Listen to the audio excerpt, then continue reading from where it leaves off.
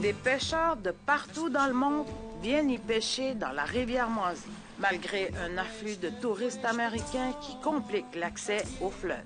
La pêche au saumon est une activité que les Inuits pratiquent depuis des temps immémoriaux.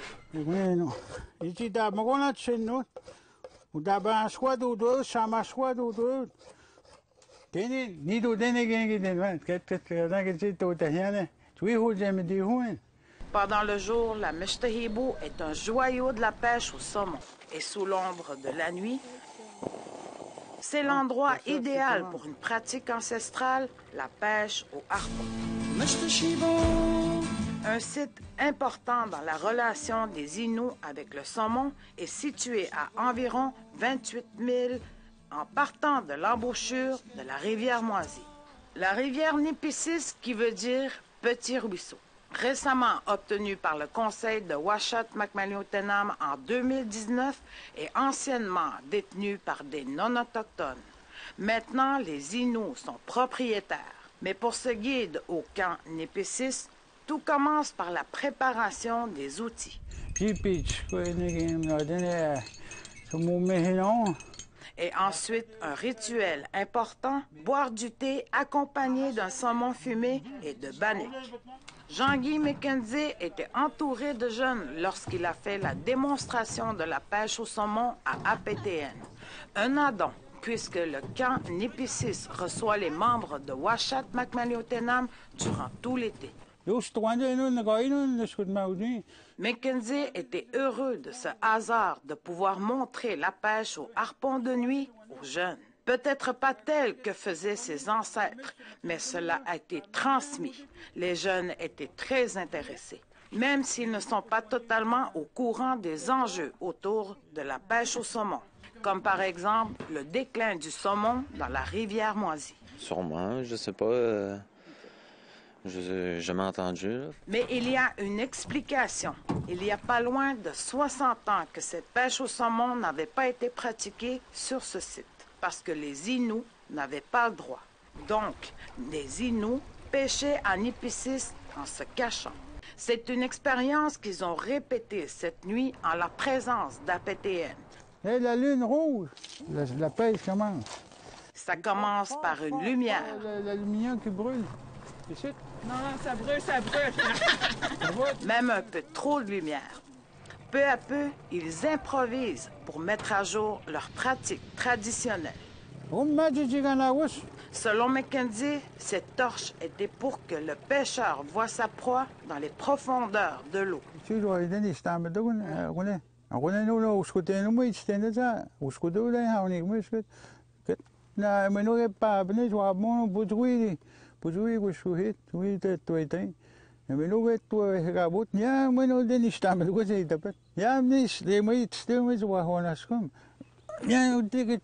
Les leçons continuent avec une démonstration de la technique.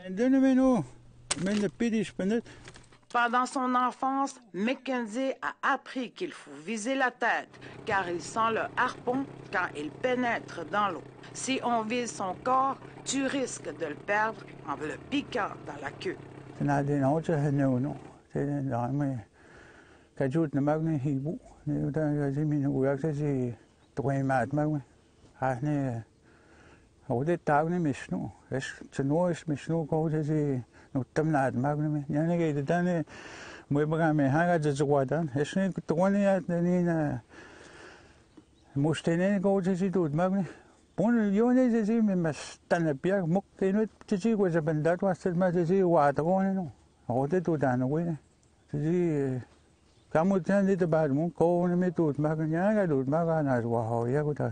Ensuite, la poursuite.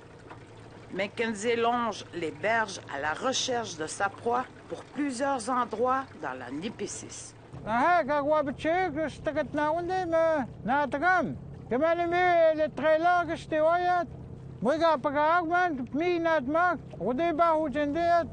Mais durant 2 heures, rien pour Mackenzie. La Nipissing était d'abondance autrefois. La Nipissing n'a rien donné ce soir pour Mackenzie. Mais il ne suffit pas pour empêcher Mackenzie d'embarquer sur son canot et de réessayer à nouveau. Sinini ko ni idod man at show ya ka wa mo mo channel just lo sama sinuni ko din andan mo din naskahit siya pi kunagan hatawan pi immortaliser dans l'événement. Tout comme le chemin est encore long pour que les Inuits puissent se réapproprier pleinement leur culture, tout cela commence par une transmission orale avec la jeunesse. C'est comment Maxime Rock de Uashat Makmaliotenam a appris comment les Inuits mangent le saumon fumé pendant les grandes occasions, soit pour des mariages ou des grands rassemblements. C'est vraiment la technique. Comment il m'a appris quand on mangeait ensemble en famille. Le saumon fumé, il y en a beaucoup de manières de le fumer, en vue de le consommer ou bien de le conserver. Son ingrédient principal est le produit de la poudre d'un arbre qui a tombé. C'est ce qui donne, selon Rock, le goût du saumon fumé. Très orange. Les peaux rouges. Puis, c'est drôle, là. Si tu le mets dans tes mains, je vais te donner un morceau, tu le feras. Puis tu vas sentir ce que je veux dire, le waterproof. Rock utilise des bouts de bois cueillis sur la plage rejetée par la mer pour alimenter son feu et qui contient déjà du sel. Le produit de la poudre de l'arbre tombé a des propriétés aussi anti-moustiques et les Inuits l'utilisaient pour fumer la peau du caribou. Depuis que je fais ça, j'ai étudié ça pareil. Pourquoi il le prenait, tu sais, pourquoi il revient autant souvent. Hein? Puis j'ai pu sortir de tout ça, puis c'est ce qu'on m'a dit, moi. C'est drôle comment que notre instinct de survie était fort. Je me dis, tu sais, pour trouver tous ces petits trucs-là, puis c'est à côté, là, c'est dans le bois qui est là, partout, là. Maxime est très fier de montrer cette méthode de fumage du poisson. Et voilà. Très pas compliqué. La transmission orale des traditions revêt une importance chez les Inuits. Rock est très reconnaissant de ce fait. Mackenzie, pour sa part, est d'accord. On est à bout de man, c'est une autre. On va se dire, conscientiser, une autre, c'est haben de nous, des autres. La relève, oui, tout. Quand on a 16 ans, c'est un des petits dans ce temps-là.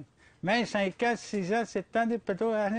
C'est sur cette bouchée que l'on vous laisse déguster avec les yeux. Nous avons abordé le passé et le présent. Mais qu'est-ce qu'il y a dans le futur pour la rivière Moisie?